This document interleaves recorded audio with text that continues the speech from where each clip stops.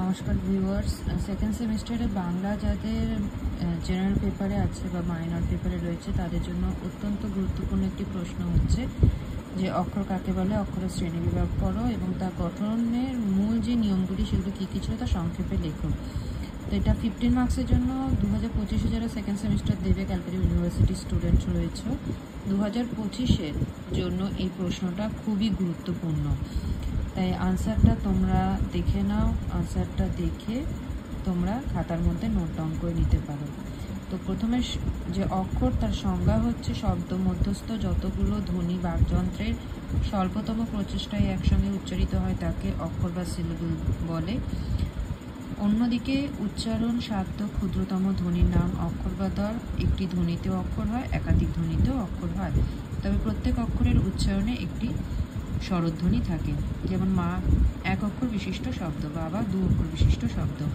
সুস্মিতা, সুস একবারে তুমি যে যতটুকু উচ্চারণ করছো আর কি, সুস্মিতা। 3 অক্ষর বিশিষ্ট শব্দ। অক্ষর হলো শব্দের পরমাণু। শ্রেণীবিভাগ, অক্ষরকে 2 ভাগে ভাগ করা যায়, স্বরান্ত অক্ষর আর 2 হচ্ছে ব্যঞ্জনান্ত অক্ষর। স্বরান্ত অক্ষর কাকে বলে দেখি।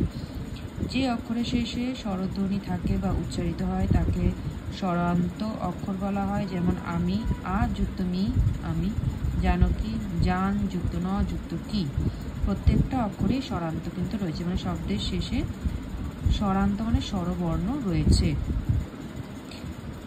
স্বরান্ত অক্ষরকে 2 ভাগে ভাগ করা যায়। এক হচ্ছে মৌলিক বা অস্ত্র স্বরান্ত, যৌগিক স্বরান্ত। ব্যঞ্জনান্ত অক্ষর কাকে বলে। যে অক্ষরের শেষে ব্যঞ্জনধ্বনি থাকে বা ব্যঞ্জনধ্বনি উচ্চারিত হয় তাকে ব্যঞ্জনান্ত অক্ষর বলে। যেমন মস্তক, মস যুক্ত ত বা মস ত। মসের শেষে স আছে, ত্বকের শেষে ক আছে, দুটোই ব্যঞ্জন বর্ণ রয়েছে। অক্ষর গঠনের নিয়ম কি। অক্ষর গঠনের যে নিয়ম, প্রথমে হচ্ছে অক্ষর গঠনের সময় উচ্চারণ সঠিক হওয়া উচিত। 2, অক্ষর গঠন করতে গেলে স্বরবর্ণ ব্যঞ্জনবর্ণ সম্পর্কে সঠিক ধারণা থাকা উচিত। 3, অক্ষর গঠন করতে গেলে দল নির্ণয় সম্পর্কে সম্যক জ্ঞান থাকা প্রয়োজন। 4, যৌগিক স্বরধ্বনি সম্পর্কেও ধারণা থাকা উচিত। ভিডিওটি যদি ভালো লেগে থাকে প্লিজ সাবস্ক্রাইব করে দিও চ্যানেলটিকে, বন্ধুদের মধ্যে শেয়ার করে দিও, লাইক বাটনটি প্রেস করতে ভুলো না। সবাইকে ধন্যবাদ। পরের ভিডিওতে আমি আরও কিছু প্রশ্ন নিয়ে আসবো। সবাই ভালো থেকে পড়াশোনা চালাতে থাকো বা পড়াশোনা করতে থাকো।